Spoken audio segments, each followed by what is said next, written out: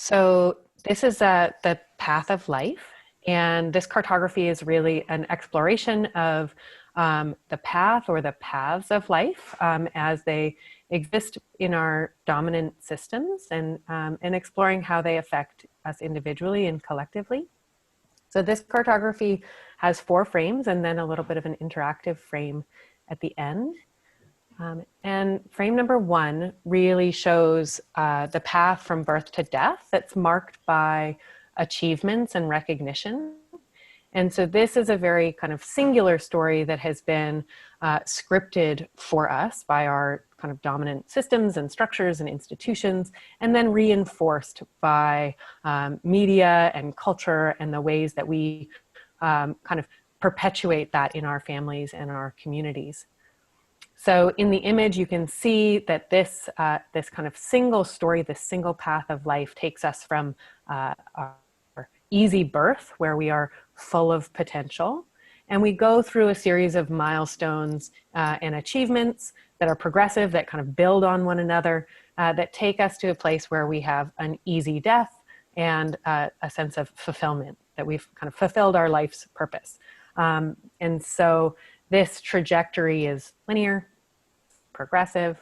it is kind of simple, and it does require an individual to kind of go through these different marked stages, one after the other. So this story is one that we're told that not only can we, but we should, and we should want to live out as we kind of go through our different stages of life, and that we will end our life with a kind of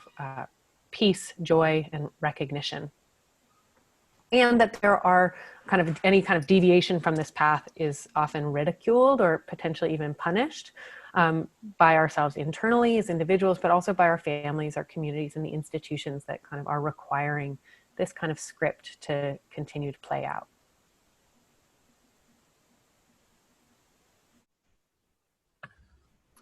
So frame 2 is kind of a look under the hood, or behind the veil of frame 1. It still shows this linear, singular story of the path of life. But you'll notice that the people who are depicted in this path of life are a little bit different, and maybe more reflective of some of the differences that we have in our bodies or our relationships. And it also shows not all the kind of shiny, smiling faces along the way. So we can see some of the experiences that might not kind of measure up to this mythology or this story about how happiness and success and achievement are the result of following this path in a kind of milestone by milestone or linear way. So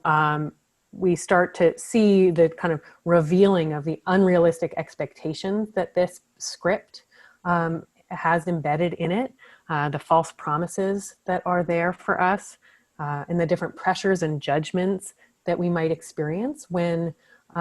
following this path is put on an individual, right? That the individual is responsible for living a happy and fulfilled life by conforming to these particular shapes and ways, or kind of normative structures in the ways that they behave in our society and in our communities. And that then when we're kind of within those pressures and constraints, what actually happens? So the people here are kind of questioning, who am I? Am I happy? Am I smart? Do I look good? Am I doing the right thing? Am I kind of balancing my family and work properly? Am I a burden? Why do I feel alone? And so they're feeling the rub of being a human being a three-dimensional, fully textured, full of contradictions, feeling human in the midst of, or kind of under the constraint of, this very kind of two-dimensional or constricting path of life.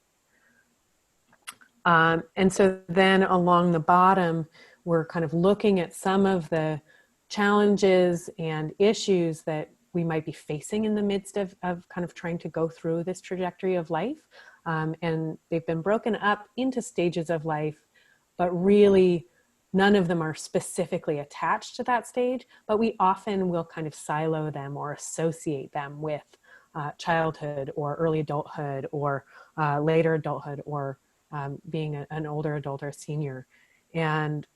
so here we're looking at kind of more systemic and societal issues around poverty or food security, housing security, mental health, abuse,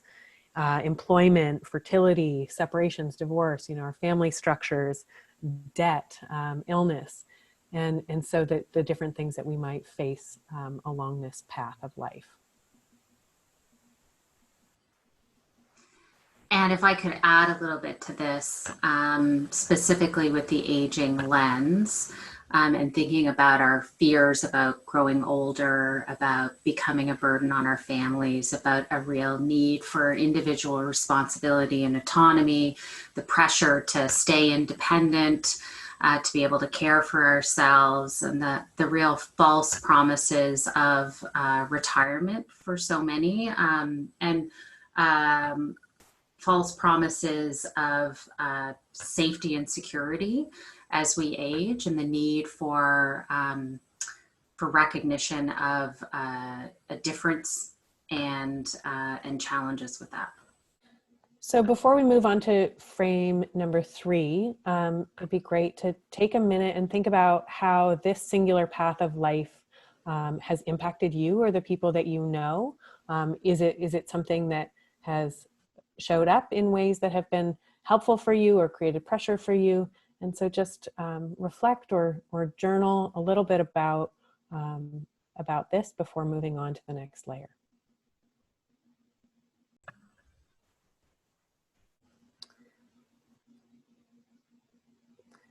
So in frame number 3, you can see that the path of life has become the paths of life. So this is an attempt to really look at maybe a little bit more of an accurate or realistic look at what our lives look like in their multiple paths and in the kind of complexities of relationships and entanglements with other people and communities and the kind of society around us. And highlights that we don't actually experience only birth at the beginning of our life and death at the end, but that as we are in relationship with many other people, not to mention non-human entities, that birth and death is happening all around us all the time. And we're kind of in different proximities and relationships to the life cycle. And that our experiences of success or achievement or joy or love are happening all the time in different cycles through our life, in our own personal life story, but then also, again, in connection with other people around us. And that pain and trauma and sorrow and struggle are happening all of the time around us in different ways as well. So here we're really kind of trying to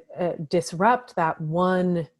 linear path of life and trajectory to see that there are all of these multiple pieces happening all of the time, all around us. And we might connect with that as a kind of expansion of how we see our life path or our life story as it moves through.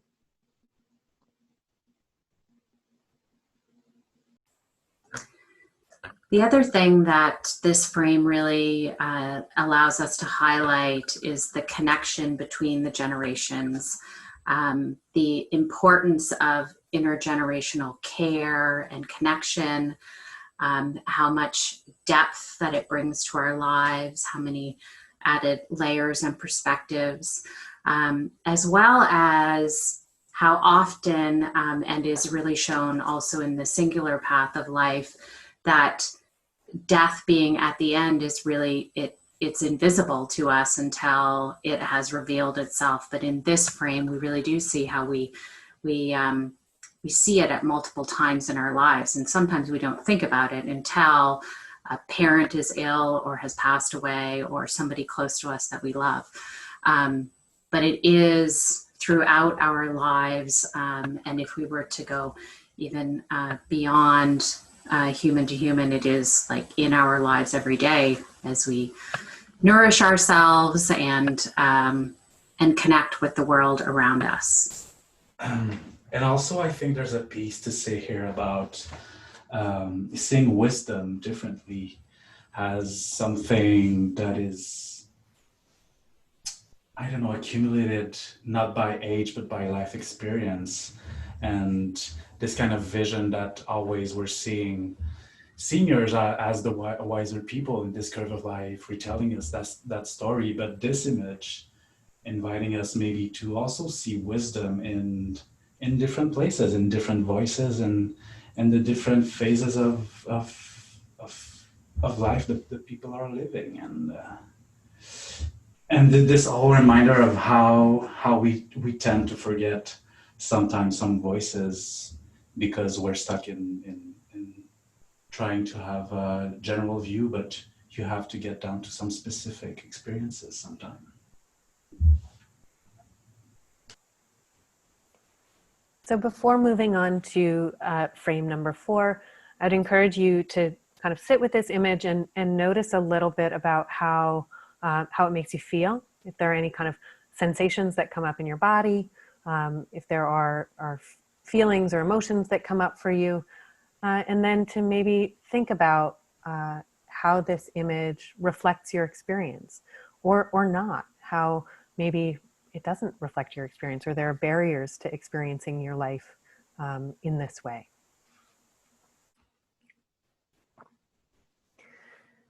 So moving into frame number 4, we're actually going to look again at kind of an unveiling or a revealing of what might be under these kind of paths of life in this entanglement. And there's a little bit of a risk that in the previous frame, we can get into a little bit of a happily ever after mode again. That, okay, well, if we just acknowledge all of the generations happening simultaneously and all of these experiences of life happening simultaneously, then we can just like live a happy, peaceful, altogether life. And maybe for some of us, that's a little bit true, depending on our kind of positionality and comfort in our and struggle in our life, that we could kind of just improve by getting freed up from this single script. But because this script isn't just a narrative that we think, or a movie that somebody wrote, we can't just change our minds or change the movie script to change the situation. We actually have to acknowledge that there are systems and structures and cultures that are upholding this single narrative of our life in a much deeper way. So when we start to look at that, we start to understand that different people are differently impacted by those different contexts. And so living in entanglement isn't possible for many of us because of the institutions and the structures and the systems and the cultures, contexts that we are born into and that we exist in. So when we look at these pieces of text around this kind of situation of people being in multiple relationships with one another, we start to see some of what's influencing our ability to survive, to live, to be happy, to succeed, to be connected to one another. And we acknowledge that, you know, climate devastation impacts our ability to access clean air and water and food, and that our histories and ongoing structures of colonialism and racism, heteropatriarchy, capitalism, classism, and nationalism, and others all influence our ability to be safe in our bodies, to be safe in our communities, to be connected to one another. And that the many forms of violence, incarceration, border policing, and human exploitation are constantly influencing our ability to be secure, to be safe, to have autonomy in this world. And that internally all of these things impact our mental health and physical health and emotional health, and how we can actually engage in our lives. So this is really kind of an attempt to remove the mythology that we are individually responsible for creating our path of life, or even our paths of life, but to kind of open up and look at the collective responsibility to address the context that we're living in as well. think the other connection that we might make with this particular frame, back to frame number 1, is in frame 1, we talk about a series of achievements to the point of finally recognition and fulfillment in life, and that what the dynamics of moving through a single path of achievements ends with is a sense of entitlement to the things that we've been promised. And that when we look at this frame in particular, and we're talking about the violences, there's tension points between ageism and entitlements as we're older, and feeling like we've achieved the things that we were meant to achieve, and have expectations for promises that were made. So I think in this frame, it can really highlight the tensions between those things, and get us to think about what are the entitlements that we're layering onto the paths of life, unknowingly, unconsciously, that may be impacting our relationships with other and our relationships with systems.